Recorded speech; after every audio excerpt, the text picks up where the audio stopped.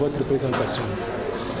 Je suis Claudine Bella, coordonnatrice provinciale de la Commission nationale des droits de l'homme et point focal du mouvement Rien sans les femmes dans la province de la Tchoko. Madame, vous avez intervenu dans cette table ronde où vous avez tous évoqué la question de la place de la femme pour la résolution du conflit. Est-ce que vous pouvez nous en résumer à quelques mots? En fait, il est connu de tous que lorsqu'il y a des conflits ouverts à travers le monde, ce sont les femmes qui en payent le lourd tribut. Les femmes sont victimes de beaucoup de violences. Elles sont nombreuses dans les camps de déplacés et elles font face à des situations qui ne leur permettent pas de vivre pleinement leur vie de femme.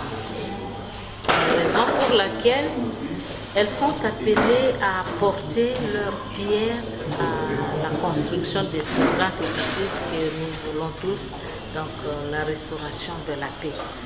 Et c'est comme ça qu'à travers cette table ronde, nous sommes apaisantis sur l'implication des femmes dans la résolution des conflits. Vous savez, les femmes disposent d'une expertise avérée en matière de résolution des conflits, que ce soit les négociations ou les médiations.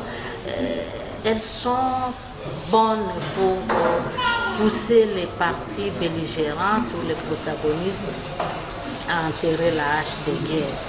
Et si nous regardons de très près l'histoire même de notre pays, que ce soit à Sun City, aux concertations nationales et dans toutes les tables de négociation, les femmes ont joué un grand rôle.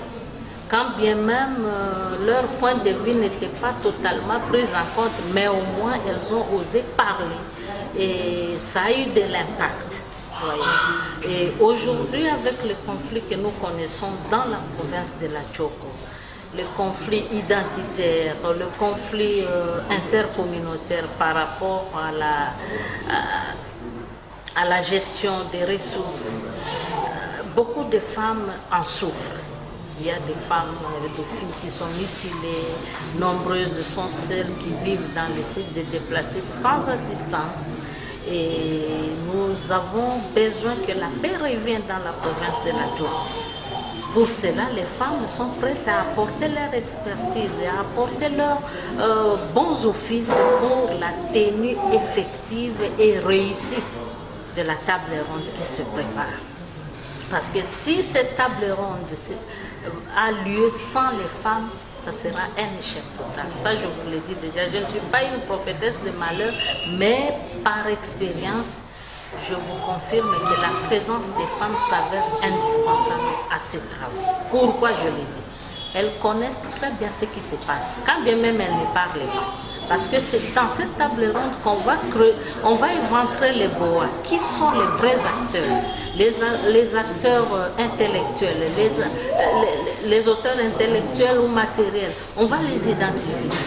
Qui a fait quoi, quand, comment et où? On doit passer en revue tous ces aspects des choses et pour aboutir maintenant à la réconciliation proprement dite. Et la réconciliation n'exclut pas la lutte contre l'impunité. Il y a des gens qui ont mutilé des enfants. Est-ce qu'il faut les laisser comme ça? Des gens qui ont violé. Imaginez-vous un père qui viole sa fille dans un site de déplacés. Heureusement que la justice s'est saisie de cette question et le papa est en train de méditer son sort dans la prison centrale. Alors nous voudrons qu'il y ait d'autres poursuites aussi. D'un côté, on se réconcilie, de l'autre aussi, on poursuit les auteurs de tous les abus des droits de l'homme qui ont été commis durant ce temps de conflit intercommunautaire. Parce que tant que les conflits persistent, il n'y aura pas de développement. Vous voyez aujourd'hui comment la ville de Kisangani est asphyxiée. Beaucoup de vivres venaient de Lubunga. Mais depuis que les conflits ont éclaté en novembre 2022, parce que c'était déjà le début, et au mois de février 2023, avril 2024, ça a amplifié jusqu'aujourd'hui la ville de Kisangani. Les autres communes, les 5 autres communes On ne voit plus de vivres sur terrain, les feuilles de manioc, les bananes, et la plupart des fruits qui venaient de Lubunga ne viennent plus. Tout simplement parce qu'il y a ces conflits. Nous voudrons que la paix revienne, que chaque déplacé rentre dans son milieu naturel de vie et continue ses activités de routine. Et c'est pourquoi à ce niveau ici, nous en tant que femmes, nous voulons mener ce plaidoyer auprès des décideurs pour présenter notre cahier des charges pour la table ronde. Dans ce cahier des charges, il y aura une série de revendications. Et nous voulons que les femmes soient partie prenante à la table ronde, en commençant par les travaux préparatoires, jusqu'au suivi des recommandations, en passant par les assises proprement dites. Et c'est là où nous interpellons les organisations des femmes et même d'autres organisations de la société civile pour aider les femmes à documenter les cas de violation des droits de l'homme, les cas d'abus des droits de l'homme qui ont été commis à Lubunga.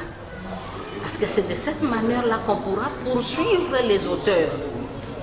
Qui qu'il soit, quoi qu'il fasse, qu'il soit poursuivi.